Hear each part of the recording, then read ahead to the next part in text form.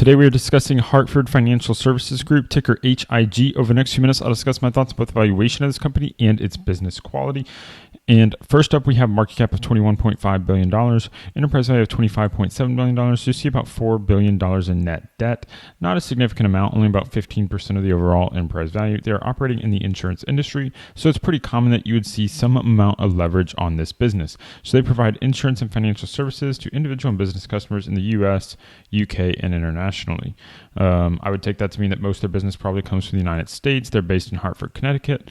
They have commercial lines including workers' comp, property, automobile, general, professional liability, package, umbrella, fidelity, marine. So basically all across the piece. So that's the commercial side. The personal lines include automobile, homeowners, personal umbrella, insurance. They have direct-to-consumer and independent agents. So these are key pieces because in the insurance industry, you're going to have that breakdown, both commercial and personal. They have both segments. You can also see that their commercial line covers a whole range of different products. So it's not like we can analyze just a single line of that business. And the personal line has the key areas that many people have for personal lines of automobile, homeowners, and personal umbrella. I don't really see life insurance in here. That's one thing I see missing. Or they do have group benefits for group life disability. Do they have single insurance?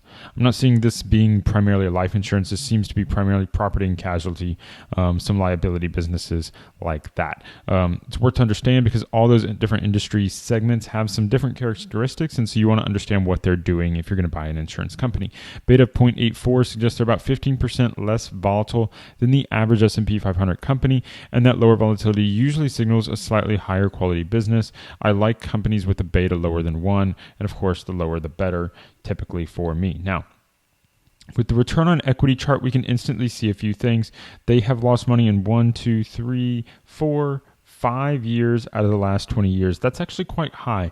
You can see that 5 out of the last 20 years is 25% of the overall operating period they're having losses. Now, for an insurance company, it's not uncommon that you're going to have periods where you have some losses. If they happen to hit in a single year, depending upon how the overall makeup of their business looks at, that's not necessarily a huge problem. What matters is, of course, how they do across the business cycle. And you can see during their good years, they're operating quite well. From 2018 to 2022, they only had 1 year below 10%, and that was 9.98%, and they were operating in this 12 to 14% range, which is a pretty good return on equity to have. The problem is when you average it out over the course of the last 10 years, the return on equity drops below 10%, which is a little bit of a concern for me.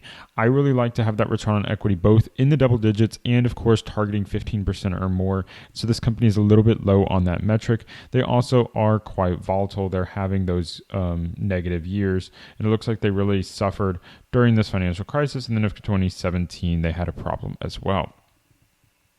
No problem here on their margins that we can see. Their valuation seems quite reasonable. Price to PE of 11 means you're going to get like a 9% earnings yield to start. The problem, of course, is that they're not really growing. You can see their revenues are flat. Premiums have grown about 3% a year, which is pretty attractive. Earned premiums is a key piece here. Is probably more important than revenue growth for an insurance company because the revenue can come from many different areas. And so you really want to understand how that premium growth is. So if we say premium growth of 3.6%, starting yield of 9%, you can see a path for a 9 to 12% type return for you as a shareholder. But a lot of that's going to come down to how much are they paying out in dividends, how much are they paying out of those earnings that are growing. We can see here that there are years where they're paying a dividend that is higher than their EPS. We can see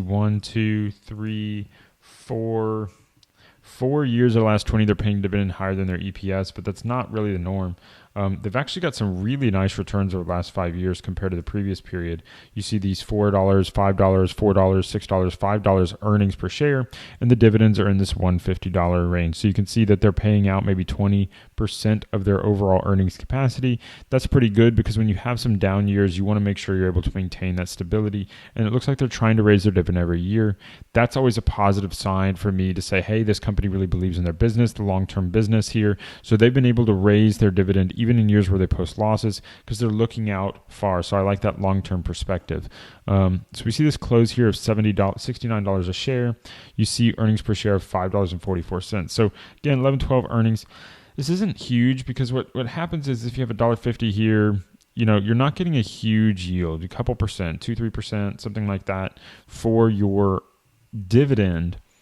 And then you combine that with only growing at 3 to 6.6% a year, you're kind of getting that growth rate in the 5 to 6% range. So now we have like, a bear case return for this company, maybe 5, 6, 7%, maybe 5, 6% is what we're averaging out to. Now we need to understand, are they doing buybacks? That can play into it as well. And we can see when we get further into that. If you're enjoying this video, if you're learning something, please hit that like button, regardless of whether you like this company or not. If you're learning something, that like button really helps tell YouTube that you're enjoying my content, give you some more. And so please do that for me there.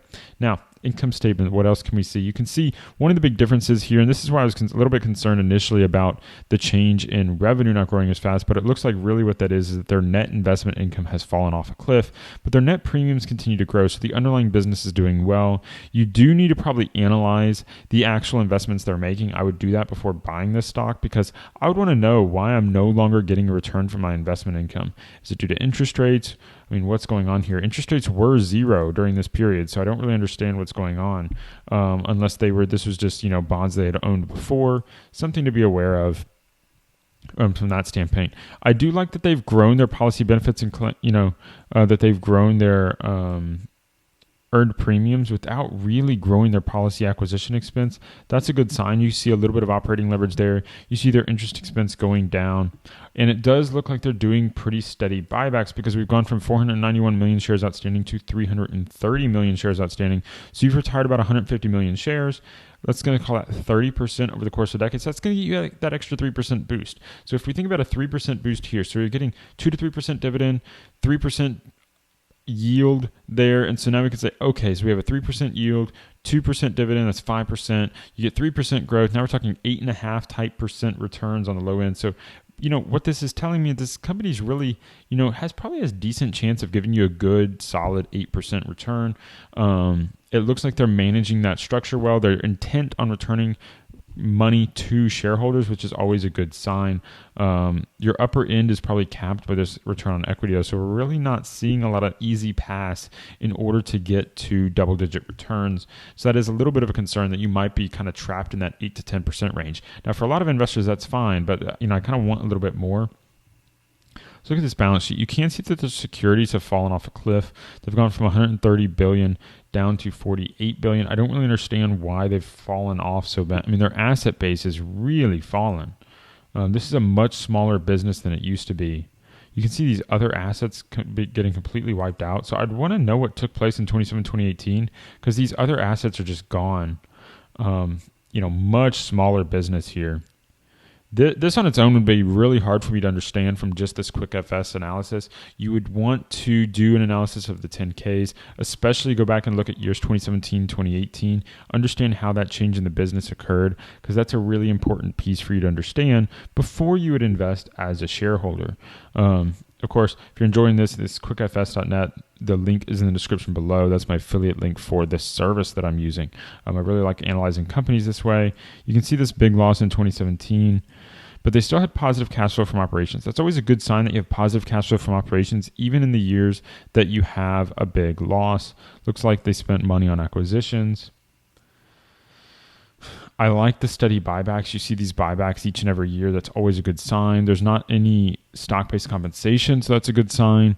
You see that they are basically paying down debt pretty reliably, and their cash paid for dividends is continuing to grow. So they're paying a lot more back on stock buybacks, which is a really good way to return cash to shareholders when you're trading at valuation ratios like this. The problem for me is insurance companies are very hard to analyze, and there are a lot of ways for you to lose money with insurance companies, and there's a lot of ways for you to make money with insurance companies, but you really want to focus on the cream of the crop, the best ones available. One of the quick things that I always think about with an insurance company is, why would I not just buy Berkshire Hathaway if I'm going to buy this insurance company? Now, Berkshire Hathaway is much bigger, so instead of a $20 billion company, you're talking 400, 500 billion. I mean, it could be even larger today. So that's one reason not to buy it, but you think about the safety of a company like Berkshire Hathaway, the reliability of those earnings, and the growth that they're still able to pull out despite being an insurance company because of how their investments are managed. And you compare that to the investment management here, where their net interest income has fallen off a cliff.